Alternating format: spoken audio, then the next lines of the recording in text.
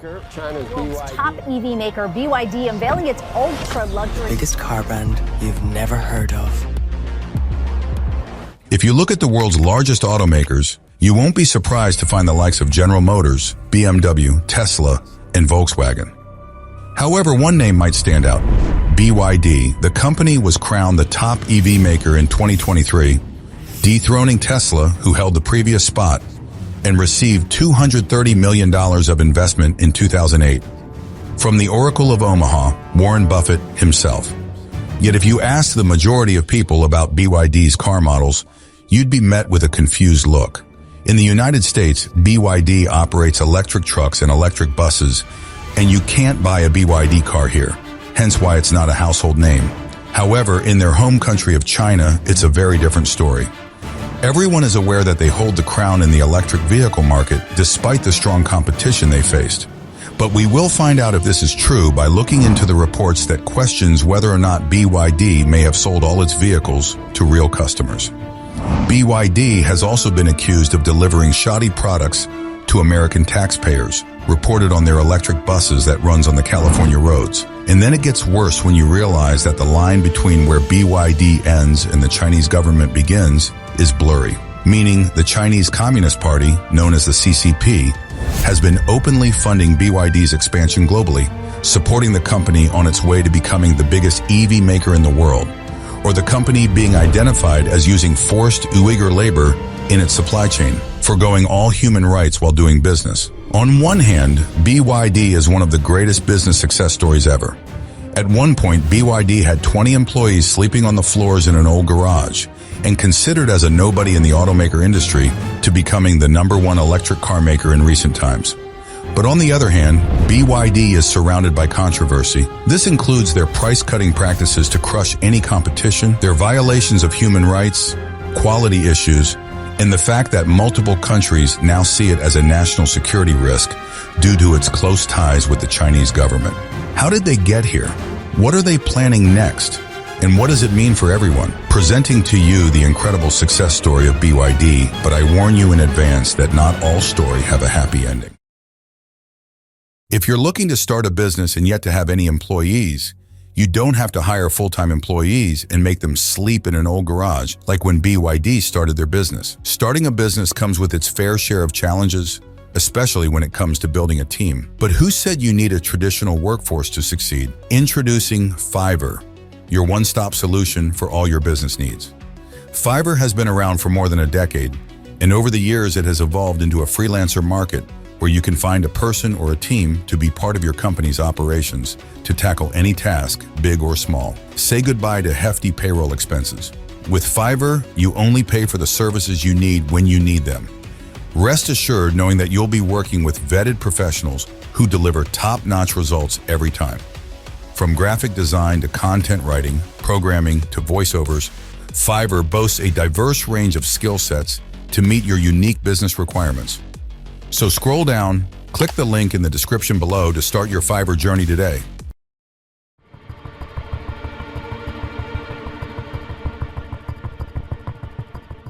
If you walk past Elon Musk, Bill Gates, or Jeff Bezos, I'm pretty sure you'd notice. But when it comes to BYD's founder and CEO, despite running a global company, it's quite likely that you've never ever seen him before. He is the Chinese billionaire Wang Chuanfu. Born in 1966 in China's Anhui province, Wang Chuanfu's journey began in modest surroundings. After the death of his parents when he was in his teens, his siblings' hopes for social advancement fell on Wang's promise as a student. His older brother quit school and left for work at the age of 18 and had dissuaded Wang from quitting school. From a young age, he displayed an endless curiosity and a knack for tinkering with electronics. His passion for technology and innovation propelled him to study at the Beijing Non-Ferrous Research Institute, where he honed his skills in metallurgy. His research subject was also part of China's 8th five-year plan. He then enjoyed success at a young age when he became the general manager of the battery company in Shenzhen. Wang's transformative moment came in 1995 when he recognized the vast market opportunity to make affordable batteries. At the time, a battery for a cellular phone could cost up to thousands of dollars. Wang made a risky move by resigning from his high-flying job and founded BYD, short for Build Your Dreams. BYD's first start into the battery business in Shenzhen was funded through his cousin, Lu Xiangyang. Lu invested $300,000 for 13% of Wang's business. And it's not an exaggeration to say that if Wang didn't get the investment right then, BYD wouldn't have existed today. You see, this is the time for the first uncomfortable truth about BYD. They started off by copying their competitors' ideas. Wang and his team took apart Sony or Sanyo batteries, analyzed how they're put together, and then made a similar battery under their brand name. And we'll soon see that has remained a fundamental part of BYD's business strategy ever since. Luckily for BYD though, they got the money, and Shenzhen was flooded with cheap labor from the nearby province looking for a job, which Wang took advantage of. Soon they had become the largest producer of rechargeable batteries in China. With the business now going so well, BYD IPO'd in 2002, which provided them a war chest to invest heavily in more expansion and growth.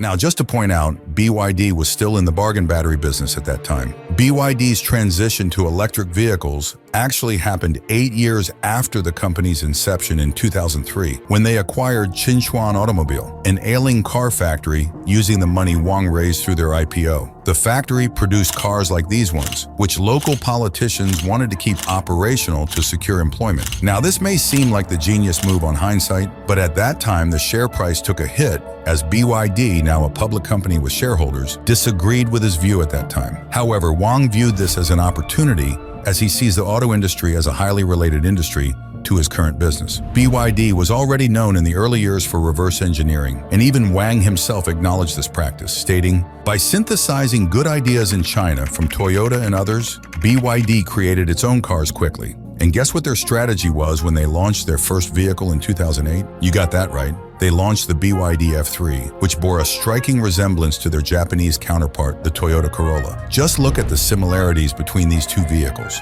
However, this didn't seem to faze the Chinese car buyers. By 2009, the F3 became the top-selling car in China. After seeing how quickly BYD was growing, Warren Buffett decided to invest $232 million in 2008 to own 25% of BYD. In fact, this has given Buffett a 20-fold investment return till date. This gave Wang the influx of cash to begin his expansion to the international market. And this is where things start to get crazy.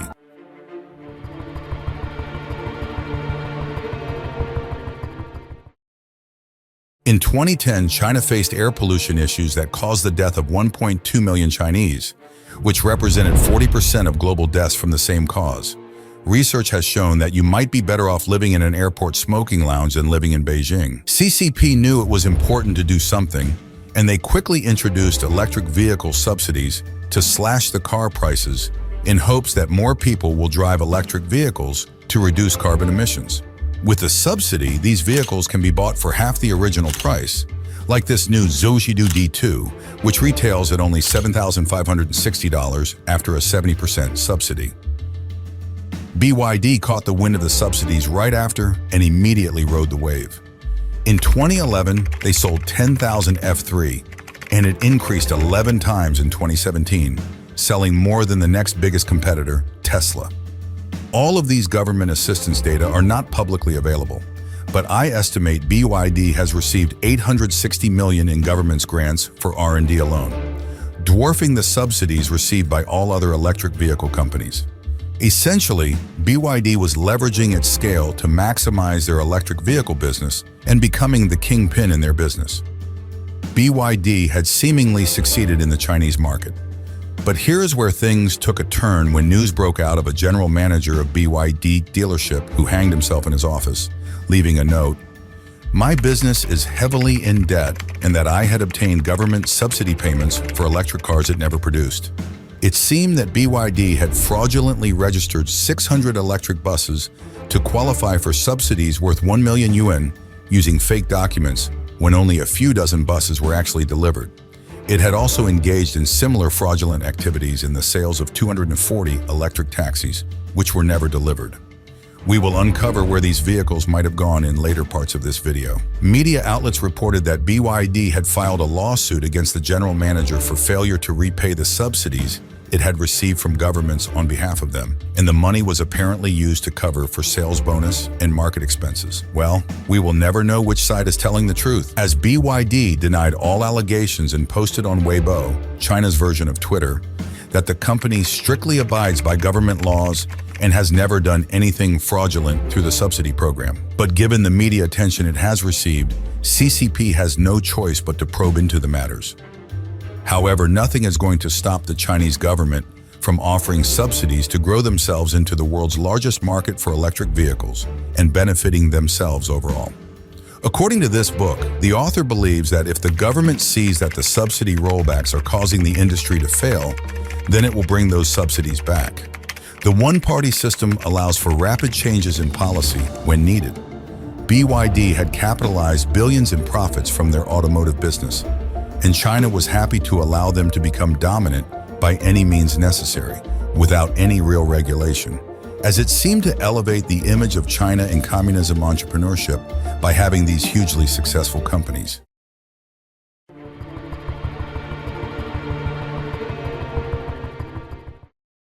CCP controls every aspect of Chinese life. Since 2022, BYD has used the subsidy to achieve ridiculously impressive growth. However, the Chinese government wasn't always so tied up with Chinese companies. They had a small presence and they weren't making big decisions. Through party building, they require some Chinese companies to create Communist Party organizations and leaders of CCP to have a seat on the executive board. This is even explicitly stated in one of BYD's biggest battery competitors' articles of association that the company shall establish a Communist Party organization and carry out party activities, giving the government unrestricted access to the proprietary technologies and strategic market data. The situation presents a significant threat to the global economy, particularly if the CCP gains dominance over electric vehicles on the roads in Europe and the USA. These vehicles essentially function as surveillance machines, capable of monitoring movements. Reports have indicated that Chinese-built EV charging networks lack robust security measures, and internet-connected EV batteries and chargers exhibit many exploitable cybersecurity weaknesses typically associated with large-scale data breaches. So basically for CCP, BYD was an appealing prospect, providing access to potentially valuable data for government surveillance purposes. And BYD has demonstrated its willingness to align with CCP's goal, like the troubling allegations of connections to the use of Uyghur forced labor in factories across China. Notably, BYD was one of the 83 companies identified in a report for using forced Uyghur labor in its supply chain, alongside major international brands like Apple and Nike. Additionally, they have been banned by the then U.S. President Donald Trump in a defense bill which prevents them from getting U.S. subsidies for their electric buses. Very quickly, guys, before we get to the next part of the story, I would like to say if you find these videos interesting, please consider subscribing to my channel and hit the notification bell. I really appreciate your support and it helps me create better quality videos for you guys. Thank you, and let's get back to the story.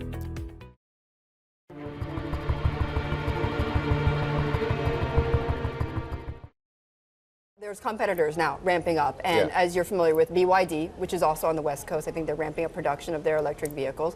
Warren Buffett owns 10% stake in that. Why do you laugh? BYD is trying to compete. Why do you laugh? Have you seen their car? In 2019, Tesla entered the Chinese market by establishing its Gigafactory in Shanghai, positioning itself as a direct competitor to BYD. This move underscored Tesla's commitment to China, recognizing its status as a massive market. This development was particularly daunting for BYD, given Tesla's unparalleled success in the international arena. However, BYD possessed a significant advantage over Tesla, better subsidies from CCP compared to what Tesla received in the US. Leveraging this, BYD was able to significantly reduce prices across its low-end and mainstream offerings. Furthermore, Tesla's impact on China's automotive industry extended beyond mere competition. The phenomenon known as the catfish effect, exemplified by Elon Musk's influence, compelled Chinese brands to innovate and strive to match Tesla's advancements in technology and affordability. By 2023, BYD saw the success and sold almost 1.6 million EVs, and in Q4 overtook Tesla to become the top EV maker in the world. And now Tesla will need to figure out how to continue being competitive in China because domestic brands are coming at it hard. This victory over Tesla was a critical turning point. as it continues to grow towards Wang domination of the EV globally. Despite all the success they had dominating the Chinese market, unforeseen challenges lay ahead for Wang.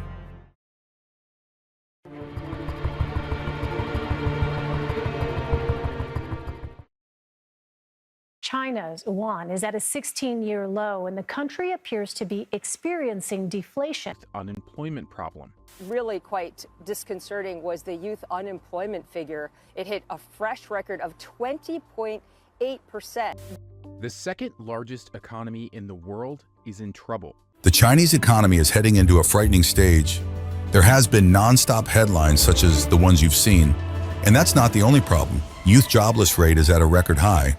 And famously last year, the CCP had to suspend the data as it was looking too bleak.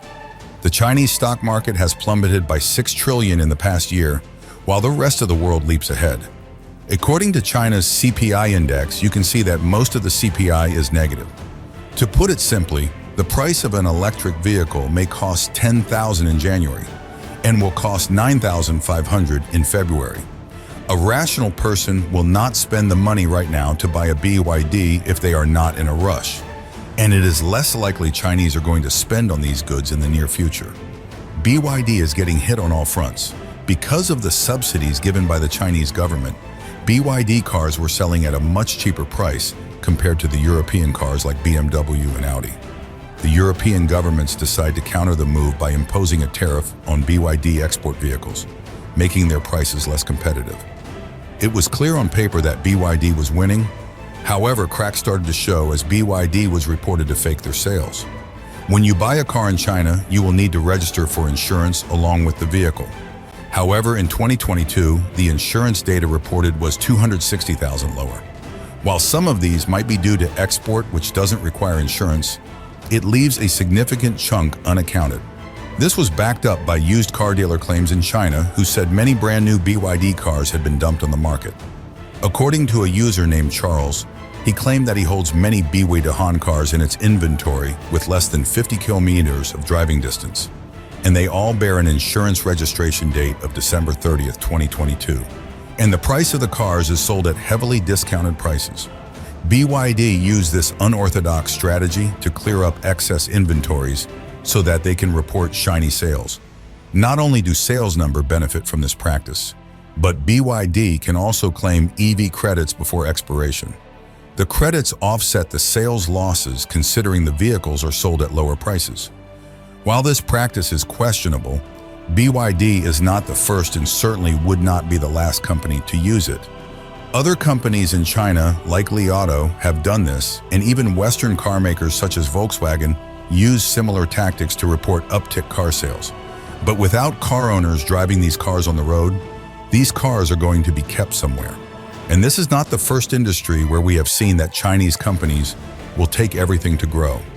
This phenomenon was observed for the shared bike craze period, where the bikes were manufactured and dumped on the streets of China. Most of these companies like Ofo and Mo Bike eventually collapsed, and their bikes were disposed in the dumpster. BYD's growth has definitely impressed investors and competitors, with Berkshire Hathaway investing huge in 2008. Nevertheless, the legendary investor must have spotted something off about BYD's business, because he started dumping shares about the same time BYD results went through the roof. I saw some news this morning that Warren Buffett's investment firm, Berkshire Hathaway, they're selling shares of a China-based EV maker.